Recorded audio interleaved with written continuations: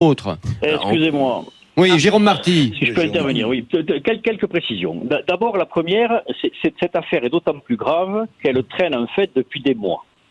Puisqu'il faut rendre à César ce qui est à César. La première alerte, elle a été lancée par notre confrère Christophe Prudhomme, vous savez, du syndicat des médecins urgentistes de France, dès le mois de décembre. Oui, c'est vrai. D'accord ? Ça a été relativement peu relayé parce que je pense que ça a sidéré un peu tout le monde et on a personne ne voulait y croire en fait. C'est ça. Une telle information. C'est ça, c'est vrai. Cela a continué. Quand on a lancé le 13 avril, quand on a relancé l'affaire avec Gérald Kerdiek, on savait pertinemment tous les deux que cette affaire était déjà en cours et qu'on n'inventait pas en quelque sorte bien sûr. le scandale. On le remettait en tête de gondole. Et on a bien fait, puisque force est de constater que là, tout d'un coup, ça a pris et les gens s'y sont intéressés et on a saisi toute l'importance et toute la gravité de ce problème-là.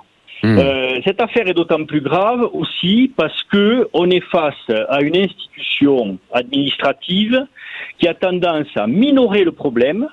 Je vous lis quand même dans le communiqué de la PHP de cet après-midi, on nous dit, et je cite, « Il apparaît que les onglets commentaires de l'application ont pu être utilisés pour mentionner des éléments de nature médicale. Cette pratique n'a été identifiée que de façon marginale. À ce stade de nos investigations, 3 services concernés, 1 ou 2 samedis. La case commentaire a été remplie de manière inappropriée pour ajouter des informations que les équipes pensaient utiles sur la nature de la blessure. » Mais quand on se défausse et quand on atteint le secret médical, ce n'est pas l'avocat qui est sur votre plateau qui me contredira, c'est du pénal. Et le nombre importe peu. Ce qui est grave, c'est l'institutionnalisation de la faute.